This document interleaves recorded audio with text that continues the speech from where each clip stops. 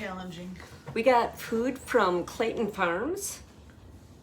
Came in this green bag. Produce. Produce. Fresh produce. Fresh produce. It was picked this morning. They do leafy greens and, upon occasion, tomatoes. We were lucky enough to go there. We wrote to them and asked if we could do a tour and learn more about them. And we were there a couple weeks ago and got a tour, and we're about to show you that video. We can support about 600 subscribers, assuming that they get every other week delivery from us. And we thought it would be February or March before we hit that limit. We're going to hit the limit within the next couple of weeks. Wow. So it's a good problem to have, but still a problem. This is how we grow all of our leafy greens. Leafy greens. This is mind-blowing to me. But it looks simple, but I know it's not. But it is, I thought it would be far more complicated. Like it just, you're just in like a little business park. Yes. That surprised me. 600 people, this is tiny. Yeah. Like what size would this farm be if this were a regular farm? How many acres? Yes, so we have about 4,000 square feet of production space here.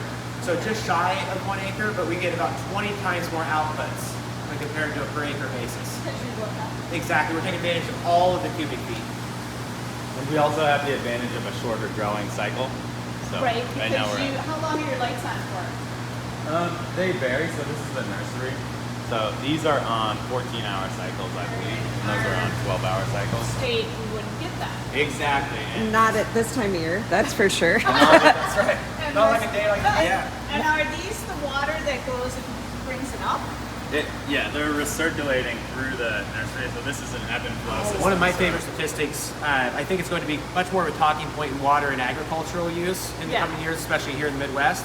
But for every 1 month we grow food, we save 1 year's worth of water when compared to traditional ag methods. And that's because it's fully closed loop. Both our nursery and our 6-stack systems, whatever the plants aren't drinking now, they'll drink later. You already get a sneak peek of what launches in January. Yes, so this is our romaine lettuce. This is actually our first test level. So this is going out in samples to customers to kind of give them like how a do you sneak think it's peek. going? It looks great. Oh yeah, I love it. Actually, I just found this out the other day. Romaine is one of the healthiest leafy greens. So We're so excited. It beat out kale and spinach for the next leafy Yes. green to grow. But outside of leafy greens, where we have the romaine, the arugula, our oak lettuce, our butter lettuce, you kind of see it in different phases here. We also have, so the last leafy green that picked up the most traction was our arugula, but subscribers said they wanted the most peppery arugula we could grow. Yep. Do you like peppery? Yep. We should do a taste test. Oh my God! that's what fresh Wow. hydroponically grown arugula tastes like. As fresh as it gets.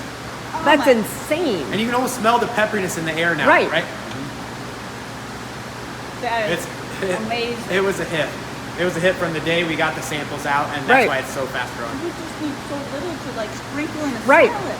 Exactly. We can really bring a bang to it. It goes well on Reuben's pizza. There's just like a very nice array of food that goes It's well. literally spicy. Yes. Which the arugula that you're getting from the grocery store has typically been stored for so long, harvested prematurely, and it really impacts the flavor. So I honestly didn't know what arugula was supposed to taste like until I started Right. working here. At the end of the day, we decided to go with a smaller footprint. So most indoor farms on the coasts are something along the lines of 50 to 150,000 square feet, and they often build from the ground up. Where what we started noticing was there's so much underutilized or wasted space between 1 and 10,000 square feet, and because we can serve so many people per 1,000 square feet, this model just works for us at this scale. Wow, look at that, huh? Yeah, so the tomato is similar to the NFTs over there. We have our nutrient reservoir that we maintain the nutrient balance, and it circulates up through this hose and then pumps down into each one of these buckets where the tomato roots sit.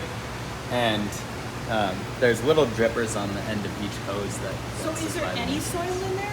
There's not soil, but we do have this product called perlite. It's I of the that. same Yeah. origin as, it's very popular in gardening. Yes. Just these 40 plants will support over 100 of our subscribers. Joshi is the tomato king.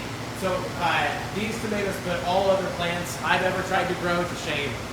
It's everything. I mean, it's dialed in. gorgeous. Some of the fresher That's right. tomatoes. 20 times really just growing indoors. And so- Unreal looking.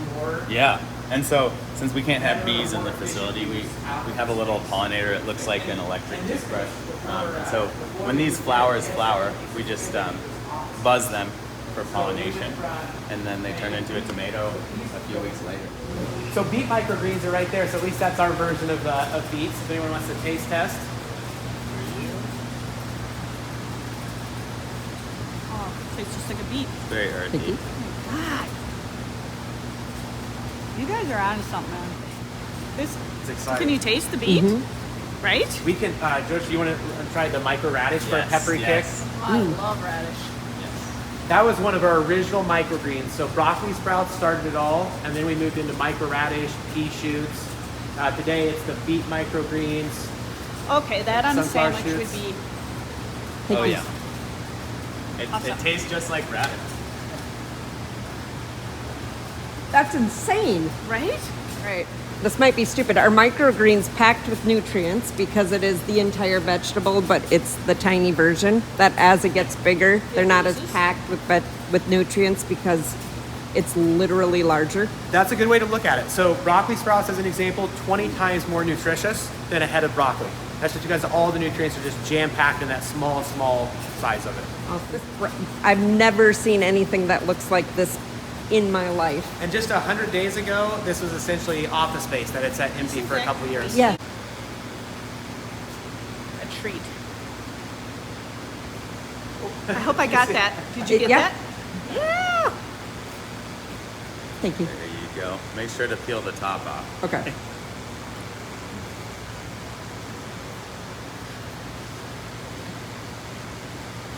Summertime garden fresh. Better. All right, tomato king, Joshi. I'm not kidding. That is the best tomato I ever had. We- I am not kidding. You haven't had it yet? No. Get it in your mouth. Whole thing, you gotta go all in.